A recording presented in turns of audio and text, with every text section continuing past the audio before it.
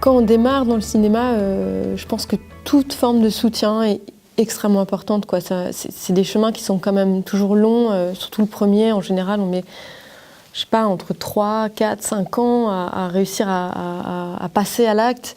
Donc Émergence, c'est un moment, un geste fort, une main qu'on vous tend pour vous dire on croit à votre projet, on pense que vous allez faire votre film, c'est super important. Moi, j'avais pas fait d'école de cinéma, donc c'était aussi une forme de petite école, de moment où j'avais des gens expérimentés qui venaient me renvoyer des choses sur ce que je faisais. Donc c'était précieux.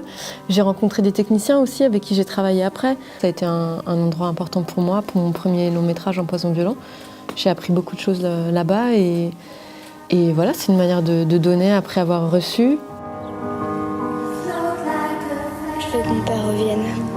Émergence, c'est vraiment un endroit où on rencontre des pépites et ce qui est formidable, c'est qu'il y a très peu de déchets en 21 ans.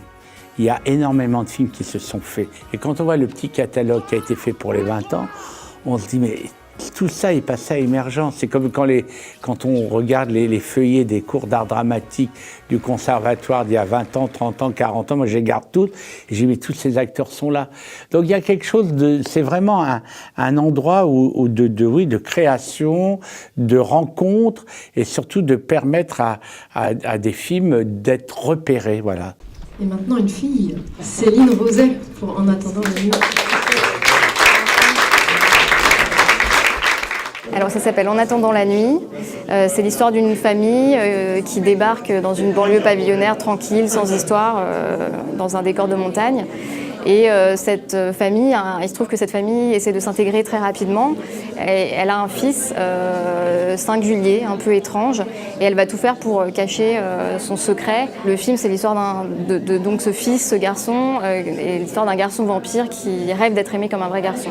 Et comment, en s'intégrant dans cette communauté, lui va rencontrer l'amour, va prendre plus de risques et va risquer de dévoiler sa condition. C'est un film qui côtoie le genre, le film de vampire, mais d'une manière très singulière et qui questionne en fait la norme, la marge, qui dit plein de choses assez profondes sur comment fonctionne à la fois la cellule familiale, la cellule du village, la société et ce qu'on fait de la différence. C'est un film de vampire où le vampire, on a envie qu'il aille vraiment sucer le sang pour qu'il vive. C'est une allégorie, le fils il est différent. Alors au lieu d'en faire quelqu'un de déstabilisé ou quelqu'un qui a des problèmes, c'est un vampire, on ne le sait pas. Et vraiment, j'ai trouvé ça très très bien écrit. Ce qui m'intéresse aussi, c'est le mélange des tons, le mélange des genres. C'est vraiment le drame familial. Usé aussi, c'est une figure romantique, le vampire, donc aller vers du romanesque, un certain lyrisme. Il y a toute une communauté aussi qui va finir par se retourner contre cette famille. Donc ça va devenir aussi un drame social, un film de foule. Et évidemment, à un moment, on va vers le film plus noir, le thriller. Il y a une tension qui va monter progressivement. Après, ce qui m'intéresse, c'est vraiment la figure d'un monstre innocent, et puisqu'on est quand même dans une métaphore de la différence. Et à un moment, c'est plutôt le regard des autres qui va faire de lui un monstre, c'est comment il va être poussé à bout par la communauté. Mon projet, c'est de renverser les apparences et les monstres ne sont pas là où l'on croit.